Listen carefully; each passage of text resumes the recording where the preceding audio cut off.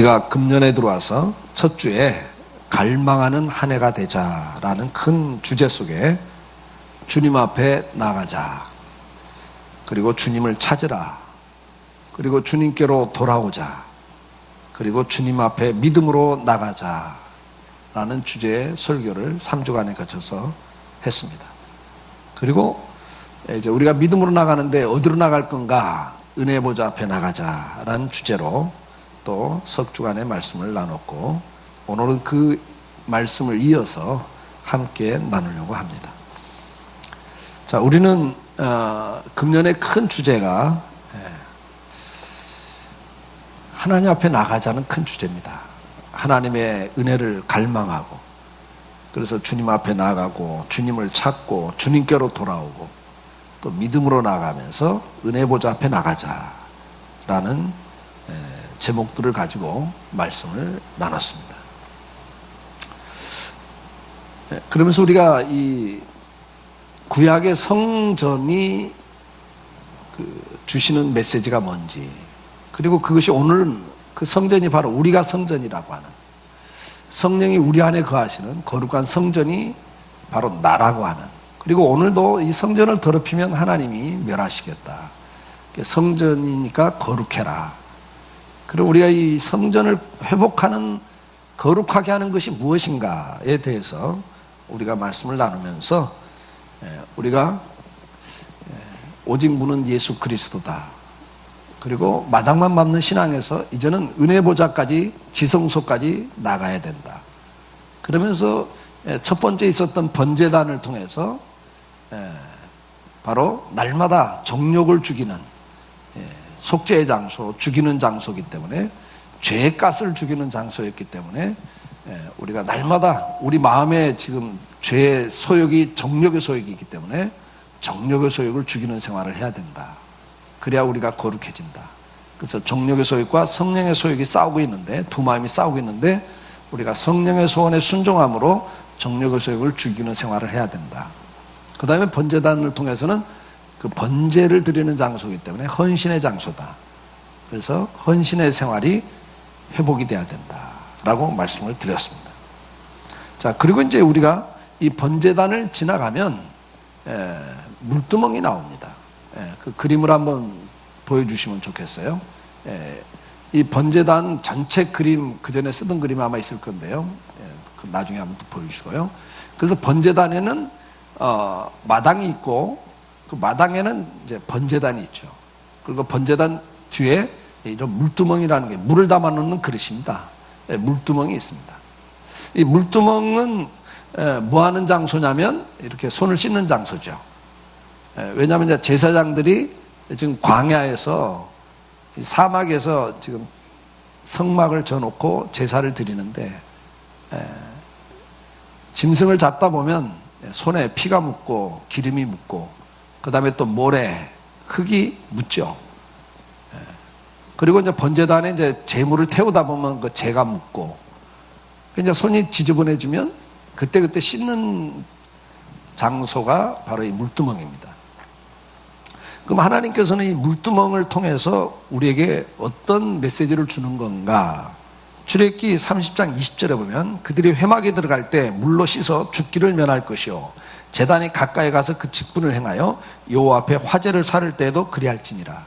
그러니까 이렇게 화제를 사를 때에도 재가 날르고 또 피가 묻고 하기 때문에 손을 계속 씻으라고 말씀을 합니다. 우리가 은혜 보좌 앞에 나갈 때 우리는 씻는 생활이 필요하다는 이야기입니다. 이 씻는 생활에 있어서 주님께서 요한복음 13장 8절에 보면 마지막 성만찬을 베푸시면서 제자들의 발을 씻는 일을 하시죠. 그러니까 제자들의 발을 씻을 때 베드로 차례가 되죠. 요한복음 13장 8절을 보면 베드로 차례가 될 때 베드로가 이렇게 말합니다. 내 발을 절대로 씻지 못하시리이다. 어떻게 선생님이 제자들의 발을 씻습니까? 이건 안 됩니다, 그 말이죠. 그때 예수님께서 뭐라고 그래요? 내가 너를 씻어주지 않으면 네가 나와 상관이 없느니라 그랬어요.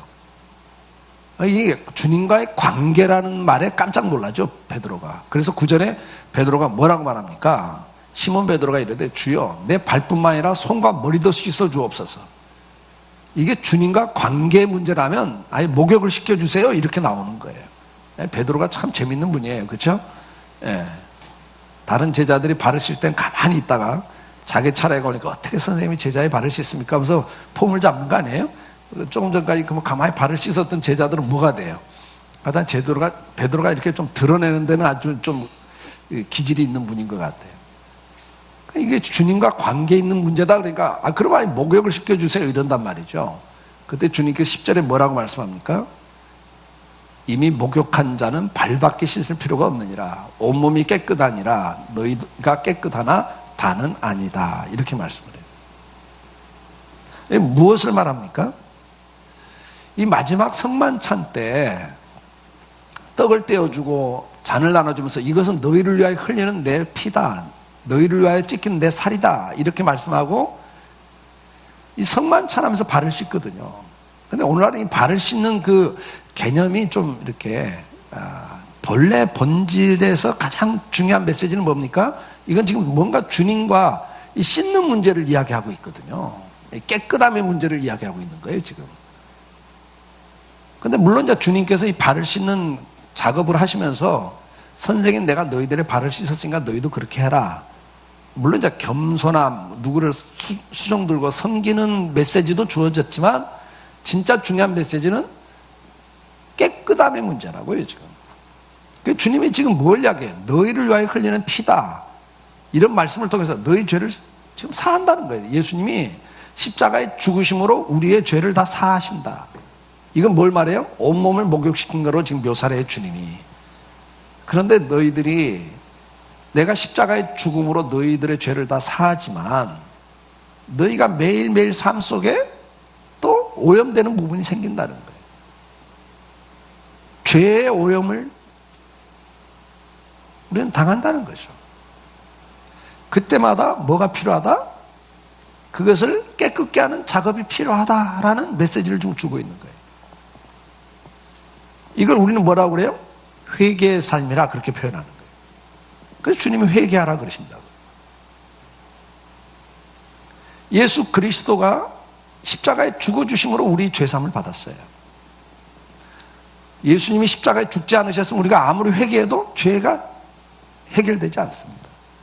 그러니까 완전히 예수님이 십자가에 죽으심으로 우리를 목욕을 시켜놨어요. 죄를 다 사하셨어요.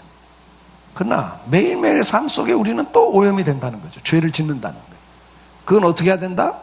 그때그때 씻는 삶이 필요하다라는 말씀을 하고 있는 겁니다. 그럼 우리가 어떻게 씻는 삶을 살 것인가? 이걸 이제 우리는 회개하는 삶 그렇게 말하는데 그것이 바로 물두멍이 그걸 우리에게 가르쳐 주는 거란 말이죠. 출애굽기 38장 8절에 보면 그가 노수로 물두멍을 만들고 그 받침도 노수로 하였으니 곧 회막문에서 수정드는 여인들의 거울로 만들었더라 그랬어요. 여러분 이게 굉장히 중요한 메시지가 여기 있죠. 물두멍을 뭘로 만들어요? 재료가 노신데 굴인데 여인들의 거울로 만들었다 그랬어요. 다른 이 성전에서 만드는 기명들은 대부분 다 녹이 안 나는 구리 노수로 하든지 아니면 금으로 했다고 해요. 둘 중에 하나거든요. 변절이 안 되는 걸로 이걸 만들었는데 결국은 그냥 일반 노수를 가지고 구리를 가지고 만들었단 말이죠. 근데 이 물두멍만은 딱 하나님께서 여인들의 거울을 모아가지고 만들어라 이래요. 그러니까 옛날 거울은 청동 거울이잖아요. 구리를 광을 내서 거울을 썼단 말이죠. 그걸 모아가지고 이 물두멍을 만들어요. 그러니까 다른 기명들은 일반 도시인데 이 물두멍만은 꼭 이렇게 명시를 했어요. 여인들의 거울로 만들어라. 메시지가 뭐죠 이게? 이 물두멍은 거울과 관계가 있는 거예요. 그럼 여러분들 거울이 뭘 말합니까? 거울이 하는 일이 뭐죠? 내 모습을 보는 거예요. 내 모습을. 우리는 하루에 거울을 몇 번씩 보세요. 여러분들 하루에 거울 몇 번 보세요? 여자들하고 남자들은 좀 다르죠. 여자들이 더 많이 보죠. 몇 번 보는지도 모르고 볼 거예요, 아마. 뭐 짬나는 대로 들여다보더라고. 여자분들은 뭐 잠깐만 짬나면 또 들여다보고 뭐 또 만지기도 하고. 이 거울을 보는 중요한 목적은 뭐예요? 내 모습을 보는 거예요. 뭐가 묻었는지, 뭐 헤어스타일은 제대로 되어 있는지, 옷 매무시는 제대로 되어 있는지.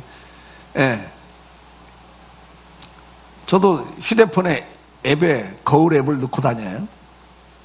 사람들 앞에 서는 사람이기 때문에 가끔 식사하고도 이렇게 치아 사이에 뭐가 껴 있지 않는지. 요즘에는 이제 그 스마트 앱에 거울 앱이 있더라고요. 그래서 그 들여다보면 그걸 보는 이유가 뭡니까? 자기를 살피는 거란 말이죠. 그러면 우리가 내 모습을 살피는 방법이 뭡니까? 우리가 어떻게 내가 문제가 있는지를 발견하게 됩니까? 요한복음 17장 17절에 보면 이 거울 같은 역할을 뭐가 합니까? 그들은 진리로 거룩하게 하옵소서, 아버지의 말씀은 진리니이다, 이렇게 말씀을 해요. 그러니까 거룩하게 되는 방법이 뭐냐? 말씀이라는 것을 이야기합니다. 에베소 5장 26절에도 이는 물로 씻어 말씀으로 깨끗하게 하사 거룩하게 하시고 그래요. 물로 씻는 것처럼 하는 일이 뭐냐니까 말씀으로 그래요. 말씀으로. 말씀으로 깨끗하게 된다.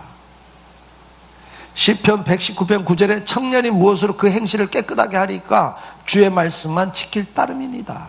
말씀을 강조하고 있습니다.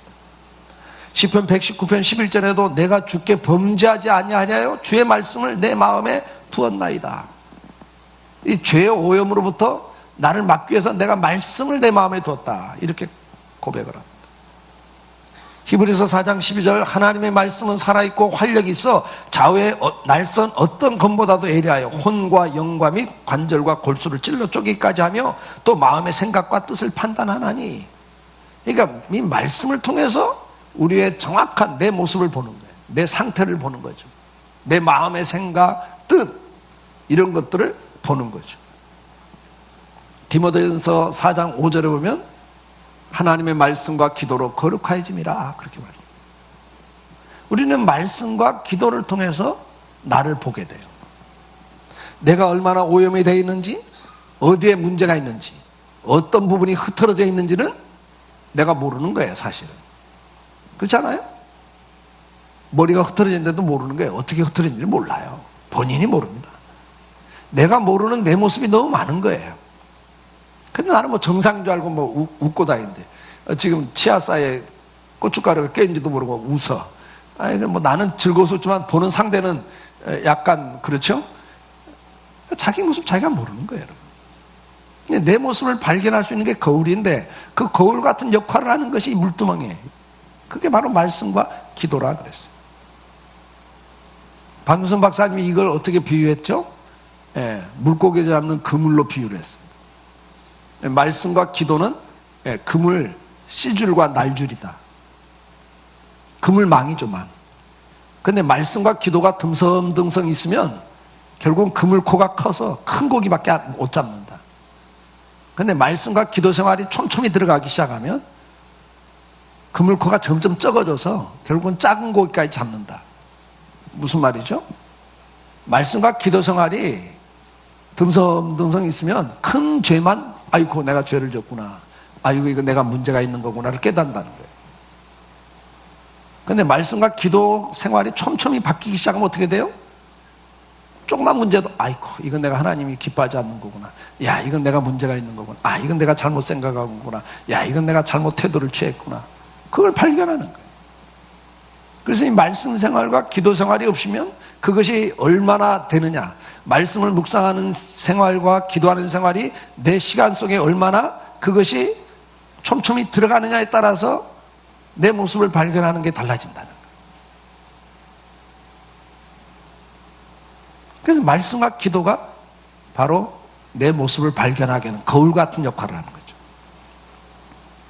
자, 그러면 말씀과 기도를 통해서 발견했다고 깨닫는다고 끝나는 게 아니잖아요. 그 다음에 뭐죠? 이제 그걸 씻어내는 작업을 해야 되는 거죠. 그걸 우리는 회개라, 그렇게 이야기하는 겁니다. 그러니까 말씀과 기도 생활이 약해지면 회개가 없어지기 시작합니다.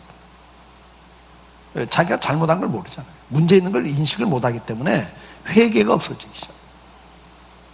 오늘도 우리가 다시 한번 이 마음의 성전이 거룩해지라고 그러는데 이 회개의 생활이 회복돼야 된다는 걸 우리는 기억해야 됩니다. 그러면 이 회개의 생활의 중요한 특징이 뭡니까? 물두멍을 만드는 이유가 뭡니까? 하루 종일 제사장들은 이스라엘 백성들이 죄지면 그 죄의 값으로 짐승을 갖고 와서 죽여서 번제를 바친단 말이에요. 속죄의 제사를 드리죠. 그럼 하루에도 수백 명의 죄인들의 그 죄를 대신 제사 드리는 일을 수종을 들어요. 그러면 끊임없이 옵니다. 그러면 계속 사실 짐승을 잡아야 되고 그걸 또 내장을 뽑아내야 되고 그걸 따로 분리를 해야 되고 그 다음에 그걸 불태워야 되고 여러분 이 일이 하루 종일 계속되는 거예요. 그럼 어떻게 해요? 뭐 아침에 한번 씻고 시작하고 그 다음에 저녁에 다 끝난 다음에 씻으면 되잖아요. 왜 옆에다 물두멍을 놓고 그때그때 씻으라고 하냐 이 말이에요. 여러분 이게 오염이 되면 어떻게 됩니까? 바로바로 씻지 않으면 어떻게 돼요? 우리가 옛날에 그 온수가 제대로 안 될 때 겨울에는 애들이 어땠습니까? 저희가 어린 시절에 개울가 가서 세수하고 와야 됐거든요. 그러면 추우니까 고양이 세수를 하죠. 그럼 어떻게 돼요? 겨울이 조금 이렇게 지나가다 보면 때가 이렇게 이제 묵은 때가 껴. 왜? 고양이 세수하고 이거 잘 안 씻으니까. 그러면 이제 하루 날 받아가지고 어머니가 어떻게 해요? 물 끓여가지고 아예 그냥 손을 불려. 발도 불려. 그래도 잘 안 벗겨지니까 뭘로 밀어? 옛날에 뭐 이태리 타올이 어디 있었어요? 돌멩이 갖고 막 문질릅니다. 이게 이제 나이 든 사람들은 알아. 옛날 이야기니까. 이게 때도 바로바로 안 씻으면 어떻게 돼요? 이게 묵은 때가 돼요. 우리가 죄를 짓고 그때그때 바로 회개를 안 하면 어떤 증상이 나옵니까? 그 양심이 무뎌져요. 그 죄가 처음에는 와 닿지만은 그게 반복되면 나중에는 무덤덤해져 버려요. 찌들어진다 말이에요. 그걸 성경은 뭐라고 그래요? 강팍해진다 그렇게 말해요. 강팍한 심령이 돼버려요. 그래서 회개할 줄 모르고 오히려 더 큰 소리를 치고 하나님 앞에서도 더 반역하고 하나님이 그 죄를 회개하라고 권면해도 회개하지 않으면 그 다음에 때리잖아요. 그러면 거기에 대해서 대적을 하고 반발을 하고 그러니까 회개를 모르는 사람이 돼버려요. 어떻게 됩니까? 시편 7장 10절에 사람이 회개하지 아니하면 그가 그의 칼을 가시며 그의 활을 이미 당겨 예비하셨다. 하나님의 심판을 자초하는 자리까지 가더라는 거죠. 에스겔 18장 30절에도 주 여호와의 말씀이니라. 이스라엘 족속아 내가 너희 각 사람이 행한 대로 심판할지라. 너희는 돌이켜 회개하고 모든 죄에서 떠날지어다. 그리한즉 그것이 너희에게 죄악의 걸림돌이 되지 아니하리라. 회개하면 지나갈 일인데 회개하지 않은 것 때문에 그게 걸림돌이 돼서 네 인생이 무너진다 이게 넘어진다 이게 심판을 자초하는 자리에 간다는 거죠. 계시록 2장 20절에도 볼지어다 내가 그를 침상에 던질 터요 또 그와 더불어 간음하는 자들도 만일 그의 행위를 회개하지 아니하면 큰 환난 가운데 던지고 그래. 그러니까 결국은 뭐예요? 회개하지 않으면 강팍해진 결과가 뭐예요? 하나님의 심판을 자초하는 자리에 가버려요. 로마서 2장 5절에 보니까 그걸 뭐라고 말해요? 고집과 회개하지 않으면 마음을 따라 그래요. 그러니까 그때그때 회개를 하지 않으면 이게 마음이 강팍해지고 무뎌져요. 그래서 결국은 뭐예요? 고집 부리게 돼요. 더 큰 소리를 쳐. 하나님 앞에서도 큰 소리를 치고 내가 뭐 잘못했냐고 하나님 해준 게 뭐가 있냐고. 그럼 구약을 읽어보세요. 이스라엘 백성의 반응이 그렇게 나와요. 그러니까 그렇게 무뎌지는 거예요. 무뎌져. 그래서 결국은 뭐예요? 그날에 임할 진노를 네가 쌓는다. 회개하지 않으면 우리 심령이 상합니다. 그리고 그 상한 상처가 딱지가 붙어서 결국은 어떻게 돼요? 굳은 살이 돼버려요. 무뎌져 버려요. 그 결과가 뭐예요? 환난과 진노를 당하는 자리에 간다는 거죠. 우리는 뭐라고 그래요? 매 맞는다 그래. 매 맞는 인생을 살게 되는 거예요.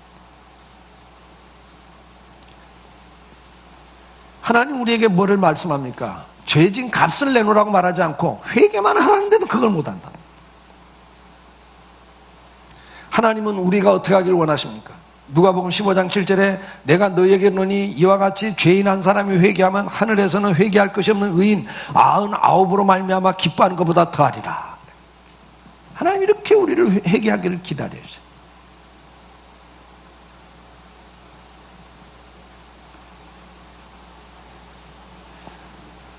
우리가 바로바로 회개하지 않으면, 씻는 생활을 하지 않으면 두 번째 어떤 증상이 나옵니까? 첫째는 굳어지는 증상이고, 두 번째는 뭡니까? 이 오염된 손을 가지고 만지는 물건마다 오염이 된단 말이에요. 이 거룩한 제물을 계속 제사를 드려야 할 제사장이 그 기름과 재와 이런 것이 오염된, 피가 오염된 손을 그때 바로 씻지 않고 또 다른 짐승을 만지면 만지는 것마다 오염이 돼요.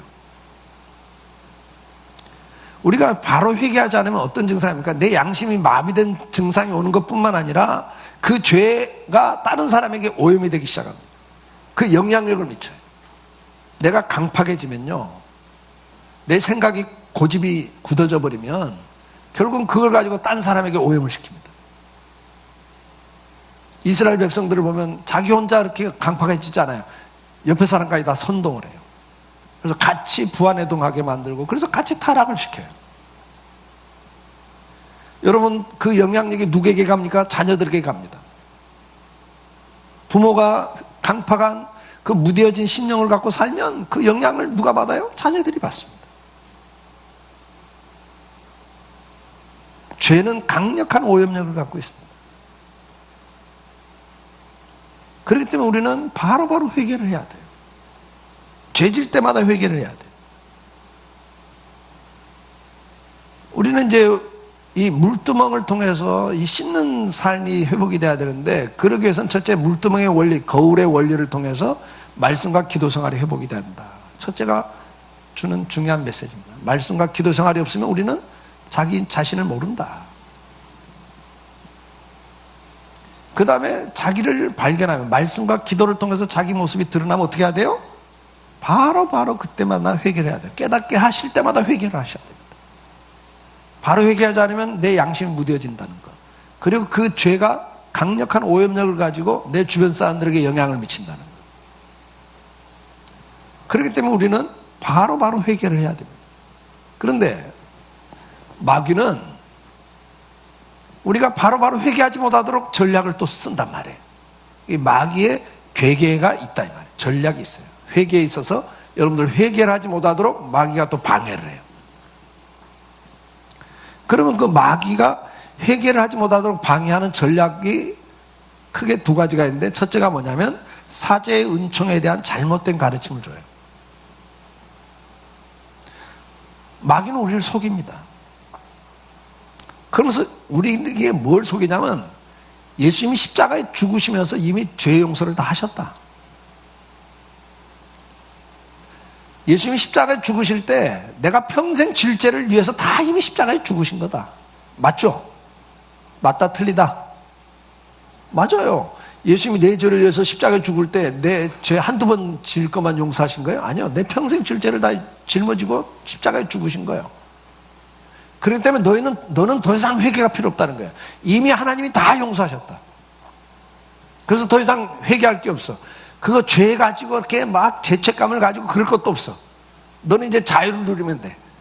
그러니까 죄를 짓는 것도 그렇게 큰 문제가 아니야. 심각하지 않아. 죄 져도 괜찮아. 이미 그 죄까지도 예수님이 위해서 십자가에 죽으신 거야. 이게 지금 구원파에서 하는 이야기예요. 기쁜 소식, 박옥수 목사 이런 사람들이 하는 말이에요. 그래서 남을 사기쳐도 괜찮고 죽여도 괜찮아요, 여러분. 거기까지 가버립니다, 여러분. 그건 나하고 상관없다는 거예요. 이미 예수님이 다 십자가에 위해서 죽으셨으니까. 그래서 회개할 필요가 없다는 거예요.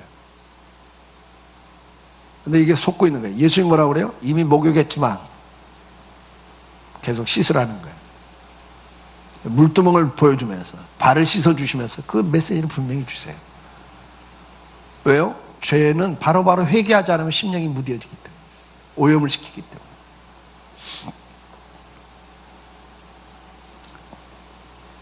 그래서 마귀는 이걸 사제 은총에 대해서 부정을 해버립니다. 그걸 그대로 잘못되게 전달을 시켜요.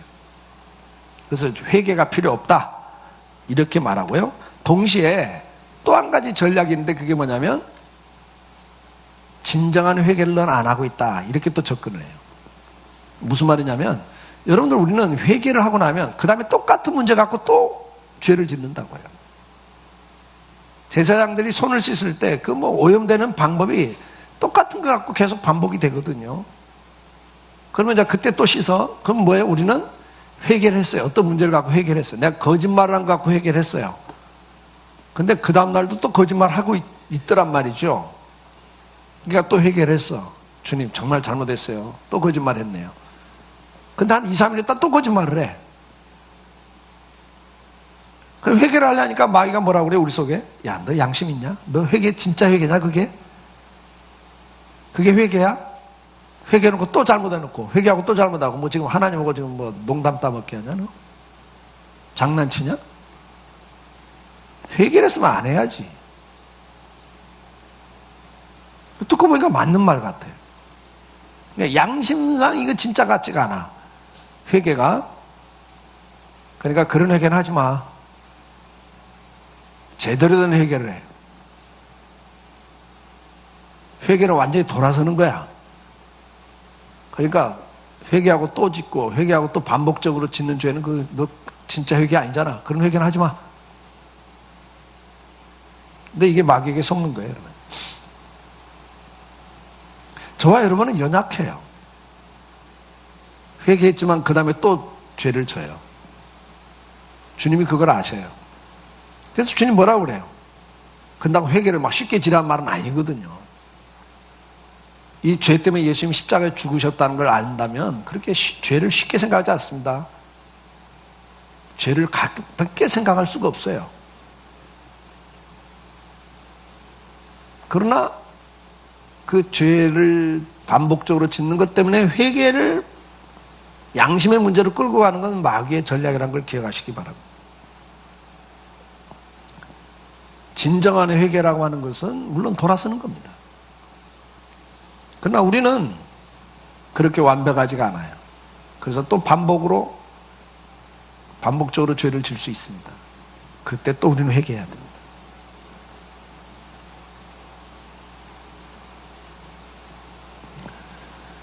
그때 회개하지 않으면 앞에서 말한 굳어지기 때문에 나중에 그걸 회개하기가 정말 힘들어져요. 그래서 바로바로 회개를 해야 된다. 두 번째, 이제 그 마귀가 우리의 죄를 회개하는 걸 방해하는 또 하나의 전략이 뭐냐? 사제의 은총에 대한 의심입니다. 우리가 죄를 회개하고 나면 예수님이 용서해 준다고 그러는데 마귀는 그걸 의심하게 만들어요.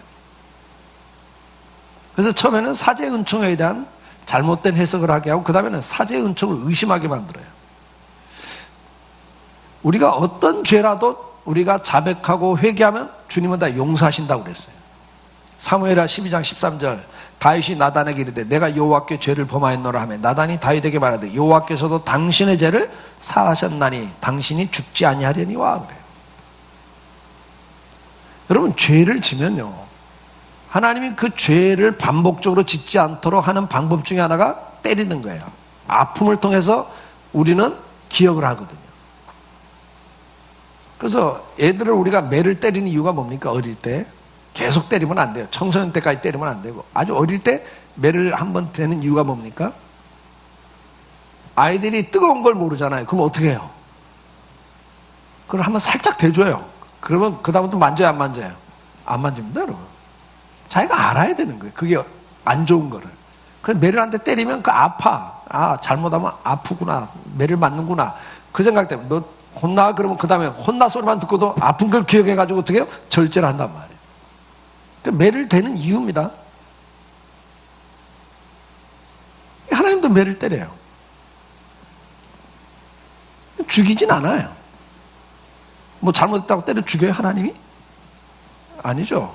매일 때리지만 죽이진 않습니다. 회개하면 용서한다는 이야기를 하고 있는 거예요. 시편 32장 5절 내가 이르기를 내 허물을 여호와께 자복하리라 하고 주께 내 죄를 아리고 내 죄악을 숨기지 아니하였더니 곧 주께서 내 죄악을 사하셨나이다. 우리가 고백하면, 자백하면 하나님은 내 죄악을 사하셨다.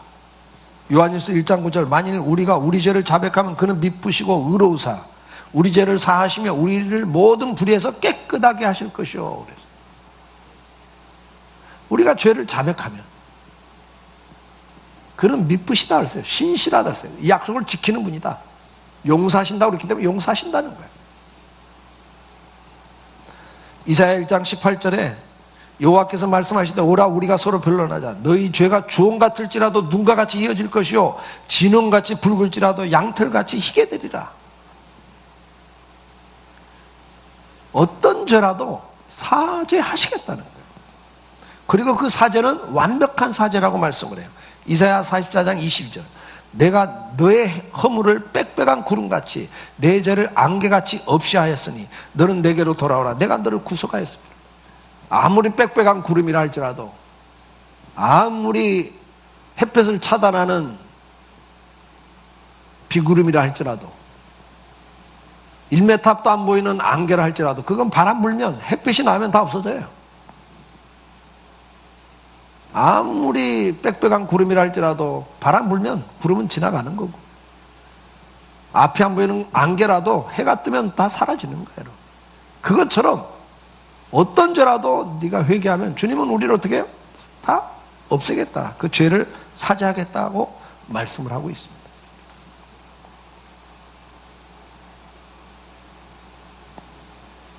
골로새서 2장 14절은 뭐라고 말합니까? 우리를 거스리고 불리하게 하는 법조문으로 쓴 증서를 지우시고 제하여 버리사 십자가에 못 박으시고 그랬어요. 모든 증서를 도말한다. 이 말은 뭐냐면 노예 문서를 말해요. 노예 문서. 노예 문서를 찢어버리면 해방이에요. 이것처럼 이런 개념으로 지금 말씀을 하는 거예요. 그 죄의 권세는 사망인데 죄를 지면 죽어야 되고 지옥 가야 되는데 그 법조항을 찢어버리겠다는 거예요. 주님이 완벽하게 없애버리겠다는 이야기. 우리가 죄를 짓고 회개하면 그 죄를 가지고 마귀가 송사를 해요. 이 사람이 이 죄를 졌기 때문에 죽여야 됩니다. 내가 있는 지옥으로 데리고 가야 됩니다. 그때 주님 뭐라고 그래요? 내가 그 죄값을 대신 갚았다. 그 고소장을 찢어버리겠다는 거예요. 그런데 마귀는 우리를 속여요. 어떻게 속입니까? 죄를 회개했어요. 근데 또 기도하려고 하면 그 죄가 또 생각나. 그러고 또 회개를 해. 아이고 주님 잘못했습니다. 그러면 그 죄가 생각나니까 어떻게 회개한 죄인데도 또 생각나요. 그 마귀는 자꾸 생각나게 해요. 너 그때 그 죄 졌잖아. 너 그 죄인이잖아. 그래서 결국 어떻게 돼요? 그 죄책감에 짓눌림을 당해요. 이사야 43장 25절에 뭐라고 말합니까? 나 곧 나는 나를 위하여 너의 허물을 도말하는 자니 내 죄를 기억하지 아니하리라 그랬어요. 하나님은 분명히 말씀을 해요. 나는 네가 회개하면 그 죄를 아예 도말해버리고 그 다음에 기억도 안 한다 그래요. 하나님은. 근데 마귀는 자꾸 기억나게 해요. 너 그랬잖아. 야 그런 네가 뭘 그 또 회개해. 주님 잘못했어요. 그거 잘못했어요. 어떤 사람은 10년 전의 죄를 지금도 회개하고 있어요. 20년 전의 죄를 또 지금도 회개하고 있어요. 그럼 뭐예요? 그 죄책감에 짓눌려 살아요. 길을 못 보고 살아요.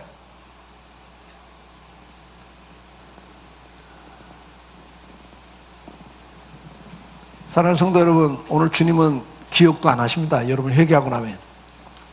근데 마귀는 또 생각나게 해요. 그래서 우리를 계속 죄인을 만들어버려요.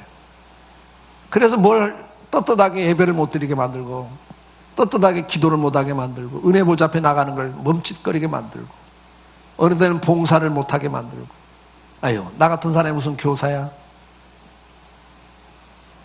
나 같은 사람이 뭘 누구 앞에 나서?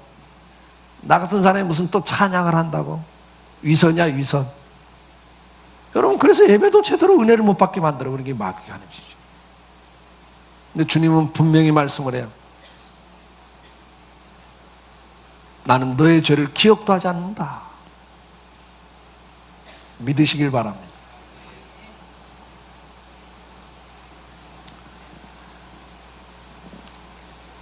여러분들이, 우리 자매님들 애들을 키우다 보면 기저귀도 갈아주고, 그러다 보면 기저귀 갈아주다 보면 손에 뭐 묻어요? 손에 뭐 묻어요? 기저귀 갈아주다 보면 손에 똑이 묻죠? 그럼 어떻게 해요? 어떻게 해요? 바로 이제 씻죠. 씻습니다. 그 다음에 저녁 때 되면 이제 그 똥 묻었던 손 가지고 뭐 만들어? 주물럭 하면서 식구들 반찬을 만들어. 주물럭 반찬을 만들어. 근데 뭘로 지금 만들었어요? 똥 묻었던 손이야. 그걸로 반찬을 주물럭 만들어 놓고 식탁을 차려놓고 먹으라고 그래. 양심이 있다 없다? 여러분, 그거 만들어 놓고 먹으라고 하면서 양심의 가책 느끼세요? 그런 적 있어요? 아니면 가만히 쳐도 저거 똥 묻었던 손을 만든 건데, 그런 생각 해본 적 있으세요? 없잖아요. 없어요. 왜? 씻어버렸기 때문에. 씻음과 동시에 잊어버립니다. 그건 기억도 안 합니다. 근데 왜 죄는 기억을 해요, 자꾸? 씻었는데. 여러분이 오염된 손 가지고 씻고 난 다음에는 그 다음에 그거 가지고 먹는 거고 뭐 다 만들어요, 여러분. 그러면서도 기억 해본 적이 없어요. 기억을 해본 적이 없어요. 생각을 해본 적도 없어요. 뭐 묻었던 손으로 만든 건데. 그래본 적이 없잖아요. 하나님이 그러시는 거예요. 우리가 회개하면 기억도 안 한다는 거예요. 근데 마귀는 자꾸 생각나게 해요.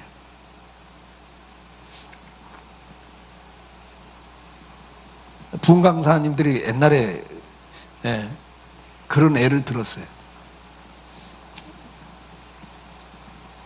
예를 들어서 제가 아주 소중히 여기는 도자기가 있어요. 예를 드는 거예요. 도자기가 있으니까 제가 애들한테 말해요. 이거 조심해라.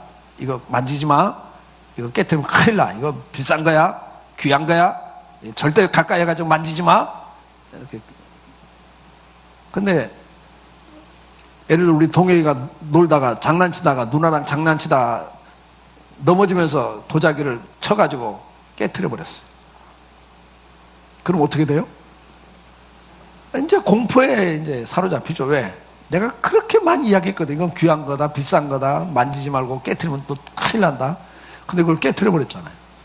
그럼 어떻게 하고 있어요? 내가 집에 저녁에 들어오면 얘는 죄인이죠. 말도 못하고 이제 눈치 보고 있죠. 내가 딱 보니까 이거 뭐가 이상해. 딱 보니까 이게 깨졌어. 그럼 내 반응이 어떻게 나가요?